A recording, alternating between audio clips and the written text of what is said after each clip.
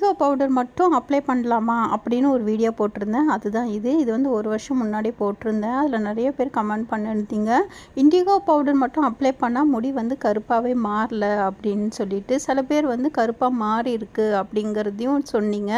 அதுக்கு என்ன ரீசனுங்கிறத எனக்கு தெரிஞ்சது நான் சொல்லிடுறேன். இண்டிகோ பவுடர் வந்து நீங்கள் வாங்குறது வந்து ரொம்ப ஃப்ரெஷ்ஷாக இருக்கணும்.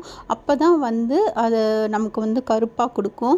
இன்னொன்று வந்து நீங்கள் அப்ளை பண்ணுறதுக்கு முன்னாடி உங்களோட முடி வந்து ப்ரௌன் கலரில் இருக்கணும். அதாவது நீங்கள் 1 மாதம் முன்னாடி கூட மருதாணி இலையோ பவுடரோ உங்களோட ஹேரில் அப்ளை பண்ணி நீங்கள் அப்படியே இருந்திருக்கலாம். உங்களுக்கு வந்து கருப்பாக வேணும் அப்படின்னு நினைக்கும் போது நீங்கள் வந்து எப்போ வேணால் இண்டிகோ பவுடர் எந்த அளவுக்கு வேணுமோ அந்த அளவுக்கு எடுத்து நீங்கள் மிக்ஸ் பண்ணி நீங்கள் வந்து உங்களோட முடியில் அப்ளை பண்ணிக்கலாம். அப்படி பண்ணும்போது தான் முடி வந்து நல்லா கருப்பாக இருக்கும். இப்போ பாருங்கள், என்னோடய வீடியோவில் காட்டுறேன். என் முடி வந்து நல்லா ப்ரௌனாக இருக்குது. உங்களுக்கு நல்லாவே வந்து டிஃப்ரென்ஸ் தெரியும்.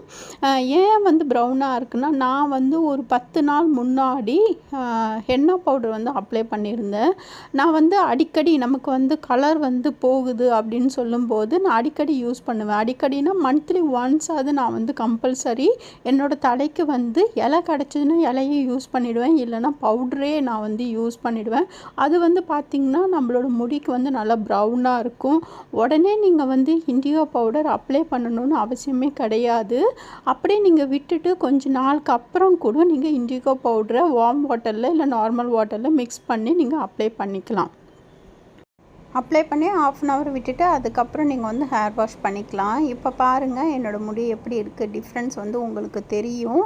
ஃபஸ்ட்டு வந்து ப்ரௌனாக இருக்குது. அதுக்கப்புறம் வந்து பார்த்திங்கன்னா ஹேர் வாஷ் பண்ணிவிட்டு நல்லா பிளாக்காக இருக்குது. நான் வந்து ஷாம்பு போட்டு வாஷ் பண்ணலைங்க. இது வந்து முடி நல்லா காஞ்சதுக்கப்புறம் நான் உங்களுக்கு எடுத்து காட்டுறேன். முடி வந்து பாருங்கள் எந்த அளவுக்கு பிளாக்காக இருக்குன்னு. கடையில் விற்கிற கெமிக்கல் ஹேர் டையை வாங்கி நீங்கள் யூஸ் பண்ணுறதை தவிர்த்துட்டு இந்த மெத்தடில் நீங்கள் ஃபாலோ பண்ணலாம். மந்த்லி ஒன்ஸ் வந்து ஒரு ஹேர் பேக்காக கூட நீங்கள் ட்ரை பண்ணலாம். ட்ரை பண்ணி பாருங்கள். இப்போ உங்கள் டவுட் எல்லாம் கிளியராக இருக்கும்னு நினைக்கிறேன். ட்ரை பண்ணிவிட்டு எப்படி இருக்குன்னு எனக்கு கமெண்ட் பண்ணுங்கள். பிடிச்சிருந்தால் லைக் பண்ணுங்கள். உங்களை நான் இன்னொரு வீடியோவில் சந்திக்கிறேன். அது வரைக்கும் டாட்டா, பை.